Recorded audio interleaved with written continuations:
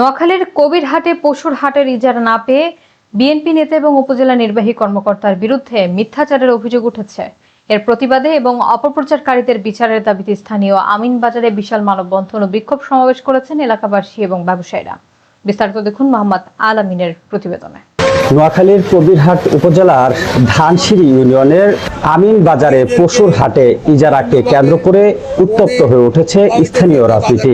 বাজার ইজারা না পেয়ে একটি স্বার্থন্যাসী মহল উদ্দেশ্যপ্রণীতভাবে বিএনপির সিনিয়র নেতৃবৃন্দ এবং উপজেলা নির্বাহী কর্মকর্তার বিরুদ্ধে সামাজিক যোগাযোগ মাধ্যমে ও বিভিন্ন সংবাদ মাধ্যমে মিথ্যা ও বিভ্রান্তকর তথ্য ছড়াচ্ছে বলে অভিযোগ রয়েছে।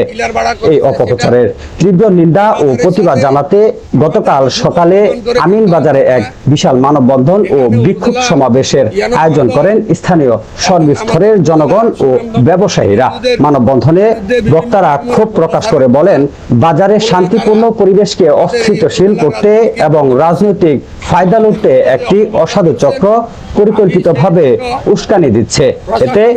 এতে বক্তব্য রাখেন বিএনপি নেতা ও ইজারাদার জলিলুর রহমান মানিক, বিএনপি নেতা আবুল কাশেম এবং ইসলামী আন্দোলন নেতা জাবের ইসলাম সহ আরো অনেকে। বক্তারা অবিলম্বে এই কুচুক্তি মহলের বিরুদ্ধে প্রশাসনকে তদন্ত সাপেক্ষে আইনগত ব্যবস্থা নেওয়ার জোরদার দাবি জানিয়েছেন। সরকার যে ইজারা দিচ্ছে, ইজারাকৃত বাজারের ক্ষতিগ্রস্ত হচ্ছে।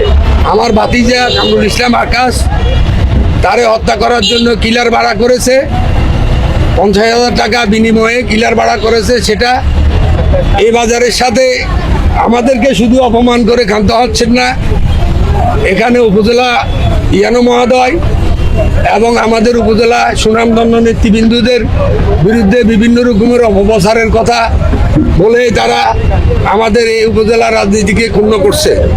আমাদের বিরুদ্ধে যে অপপ্রচার করছেন, আমি সেই জন্য প্রশাসনের দৃষ্টি আকর্ষণ করছি। আমরা সঠিকভাবে সরকারের নিউজ প্রতিদিন, সব সময়, সবখানে।